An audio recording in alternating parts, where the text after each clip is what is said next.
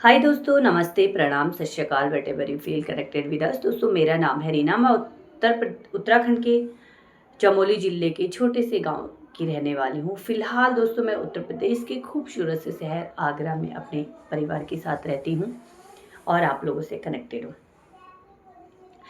दोस्तों, आए दिन हमें देखने को मिलता है कि सोशल मीडिया पर कुछ ना कुछ ऐसी चीज़ें हमको देखने को मिलती है जिससे हम काफ़ी एंटरटेनमेंट भी होते हैं, कभी दुखी भी होते हैं, कभी धार्मिक भी हो जाते हैं, है ना।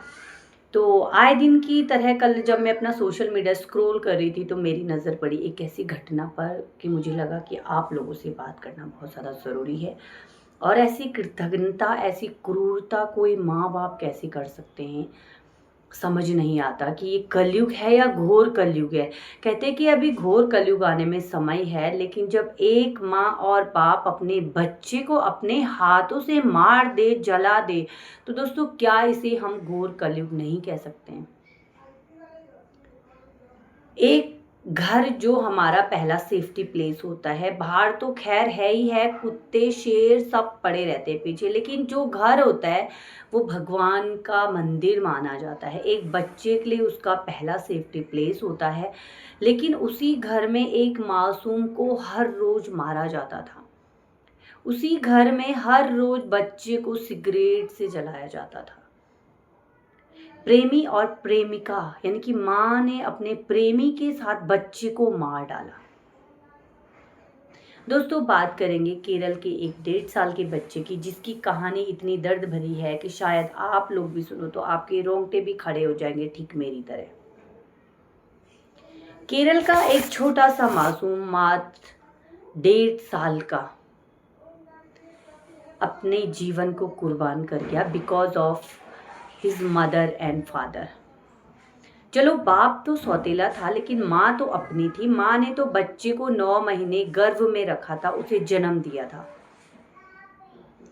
कैसी माँ है, इसे माँ बोले या कुमाता बोले दोस्तों, मेरी नज़र में यह माता नहीं बल्कि कुमाता है, जिसने अपने ही बच्चे को 9 महीने गर्भ में रखा, बाहर इतना दर्द सहन किया और जब उसको जन्म दिया और 1.5 साल पालने के बाद अपने आशिक के लिए उसका मर्डर कर दिया। दोस्तों, जो बच्चा था उसके जो शरीर था उस पर 51 चोटों के निशान मिले, बहुत गंभीर चोटें मिली, अंदरूनी चोटें के निशान मिले।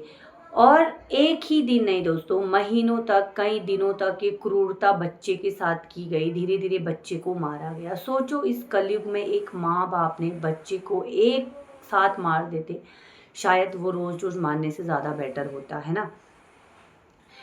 माँ बाप ने ये कृतज्ञ, ये क्रूरता केवल और केवल इसलिए किया ताकि आराम से रंगरलियां मना सके। अब जो माँ थी, जो कुमाता थी, उसने ये सोचा और बाप को डिस्टरबेंस लगता था, इसलिए बाप ने, माँ और बाप दोनों ने प्लानिंग करके इस घटना को अंजाम दिया। कैसी आशिकी और कैसा प्यार। प्रेम की जब आप परिभाषा नहीं जानते हो तो ऐसा प्रेम करना ही क्यों है। दोस्तों, प्रेम करना सीखना, प्रेम करना अलग बात है और प्रेम सीखना is a very important for us. मानव को ये समझना बहुत ज़रूरी है कि प्रेम किया नहीं जाता, प्रेम हो जाता है। और प्रेम हमें ये इजाज़त कभी भी नहीं देता है कि हम किसी का मर्डर करें, किसी का गला घोटे, किसी की ज़िंदगी में ज़बरदस्ती जाए या किसी को ज़बरदस्ती खींच के लाए या किसी के लिए मर जाए। प्रेम हमेशा छोड़ना जानता है, प्रेम प्रेम देना जानता है, प्रेम सपोर्ट करना जानता है और प्रेम साथ ना मिले तो छोड़ना भी जानता है। लेकिन ये माँ का कैसा प्रेम था जिसने एक प्रेम के लिए दूसरे प्रेम को मार डाला। और दोस्तों, मुझे ऐसा लगता है कि जो माँ की जो ममता होती है वो पहले पति में ज़्यादा होती है, लेकिन जब बच्चा आ जाता है तो बच्चे में ज़्यादा माया होती है। तो आखिर ये कैसी माता थी कि अपने ही बच्चे का गला घोट दिया, अपने ही बच्चे को मौत के घाट उतार दिया बिकॉज ऑफ हर प्रेमी। तो चलिए आगे की स्टोरी जानते हैं। कई दिनों तक ये हैवानियत करने के बाद जब बच्चा मर गया तो पुलिस की टीम पहुंची। माँ बाप के द्वारा बयान दिया गया कि बच्चा काफ़ी दिन तक बीमार था जिसकी वजह से इसकी मौत हो गई। लेकिन जब पुलिस ने जांच शुरू करी तो जांच में जो बाप निकला वो सौतेला निकला, उसी माँ का आशिक निकला जिसने अपने बच्चे को मार डाला। और जो माँ, पार्टनर भी नहीं कह सकते हैं, बाप भी नहीं कह सकते, बल्कि लिव इन रिलेशन पार्टनर था। लिव इन रिलेशन जैसे कि आप लोग जानते ही होंगे कि बिना शादी के जो लिव इन में रहते हैं दोनों अपनी मर्जी से। तो दोस्तों, कैसा लिव इन पार्टनर, मात्र एक अपनी हवस को मिटाने के लिए उसने अपने बच्चे को मार दिया। कैसी माँ थी वो, कैसी माँ थी। जब माँ बाप ने अपना अपराध स्वीकार किया तो दोनों ने सबूत, भारी है बेटा, दोनों ने सबूत मिटाने की कोशिश करी। सबूत मिटाने की बहुत प्रयास किए गए, लेकिन अभी दोनों गिरफ्तार हो चुके हैं। फिलहाल बच्चा मर चुका है ना। तो दोस्तों और महिलाओं, लड़कियों, सबसे मैं यही अनुरोध करती हूँ कि सबसे पहले आप ये प्रेम प्रेम प्रेम की भूख मिटाना छोड़ो। प्रेम के चक्कर में हवस की भूख मिटाना छोड़ो। हवस अलग चीज़ होती है, प्रेम वो चीज़ होती है जो हमें नीचे से ऊपर को ले जाती है, और हवस वो चीज़ होती है जो हमें ऊपर से नीचे धकेल देती है, जिसमें हमें ये फील होता है कि भाई नहीं, अगर इसने मुझे छोड़ दिया तो मैं इसका गला घोट दूंगी, मैं मर जाऊंगी। I am feel very suffocated and I am feeling very irritated and चिड़चिड़ा वट एवर, है ना। तो भाई प्रेम यदि आपको आता है करना, यदि आप किसी के प्रेम में हो, तो आप कभी भी कुछ गलत कार्य नहीं कर सकते हो। और ये तो एक माँ थी, जब माँ अपने बच्चे के प्रेम को नहीं समझ पाई तो क्या वो उस आशिक के प्रेम को समझ पाती? दूसरे दिन वो उसका भी गला काट देती किसी थर्ड पर्सन के लिए। तो ये होता है हवस का शिकार।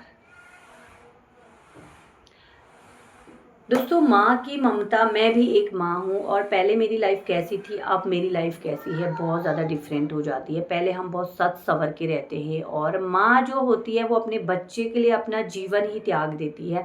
और मैंने भी अपनी पढ़ाई लिखाई सब कुछ अपने बच्चों के लिए त्याग रखा है। फिलहाल मैं ये नहीं कहती कि आप सब कुछ त्याग दो, लेकिन एटलीस्ट अपने बच्चे की ज़िंदगी को ऐसा बर्बाद मत करो।